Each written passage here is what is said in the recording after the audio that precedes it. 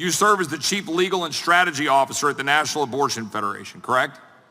Yes. In this role, have you ever spoken with anyone in the Biden Department of Justice or Biden administration specifically about FACE Act enforcement or abortion? I have not. Okay, so you as the Chief Legal and Strategy Officer for the National Abortion Federation, you have had no contact with President Biden's abortion task force.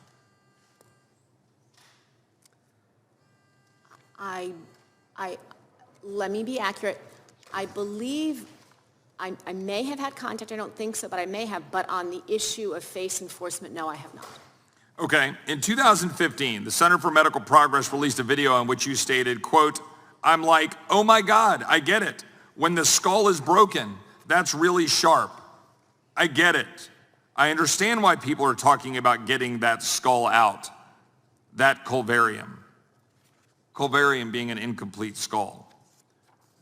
When abortionists crush the skulls of babies to kill them, what physical risks are there for the baby?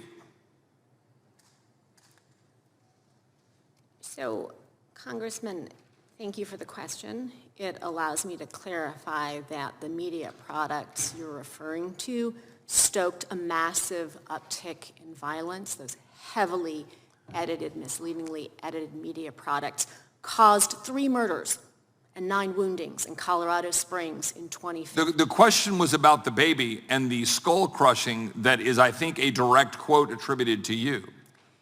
Well, the folks who distributed those media products may have attributed something to me. I can't speak to. So, true or false, did you say that? I'm like, oh my God, I get it. When the skull is broken, that's really sharp. Did you say that? It's impossible to know, Congressman. Would you have said that? Is that something you would have said? I don't know, Congressman. You don't know.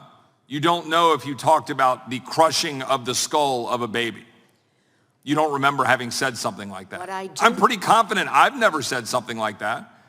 I'm quite confident my colleagues here have never said something like that. Have you ever said something about crushing the skull of the baby, particularly in that kind of a setup? I believe, Congressman, that we all came here today to agree that violence is never an appropriate response to policy differences. That seems pretty violent, the crushing of the skull of a baby. I think that actually is the definition of violence. And I think the question here is whether or not we are going to acknowledge and recognize that reality and the extent to which now the federal government has been weaponized against the people who want to acknowledge that reality.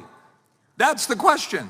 Mr. Houck has stood up and said, I'd like to recognize the reality of the violence against a baby. And by the way, the violence against the mother who's been sold a myth by radical leftists in the name of baby killing.